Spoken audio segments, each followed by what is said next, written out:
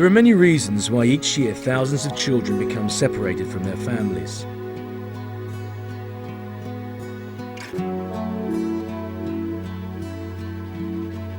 Frightened, alone and vulnerable, they face appalling violence and abuse.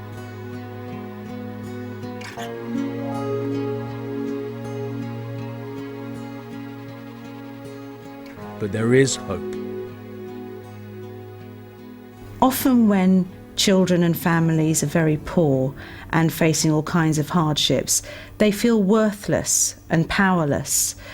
And we help them understand what their rights are, and we help them get back a voice.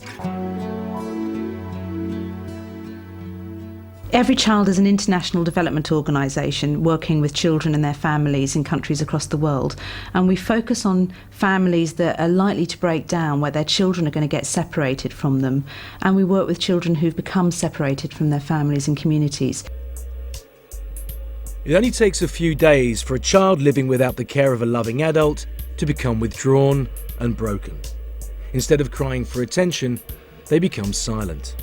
Smiling faces desperate to be loved become blank. Outstretched arms begging to be held are withdrawn. They're often, these children that are separated, completely invisible from the authorities. There's very little data about how many separated children exist because they really don't count. Services don't get to them, they have no voice and they're invisible. With millions of people living in poverty, there are increasing numbers of children becoming separated from their families. When families are desperate, they've got no money, they can't feed their own children, then they'll do anything really, and often that means sending their children away to find work perhaps. Or you believe that an institution, an orphanage, will be able to provide better care than you can as a parent. Life for kids in institutions is pretty grim. Although they get fed and clothed, there's no one there to pick them up. There's no one there to chat to them or sing them songs or play games with them.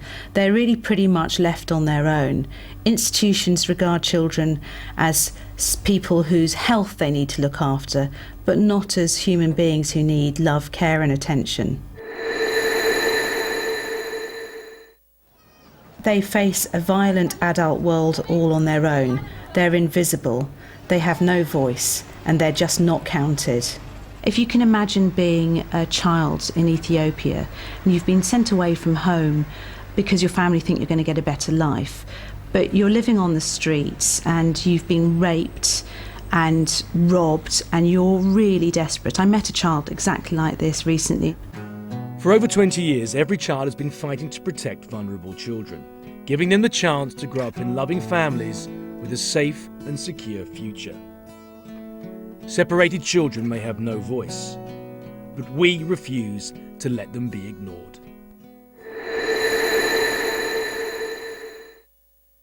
EveryChild does very practical things with children and families to help them stay together.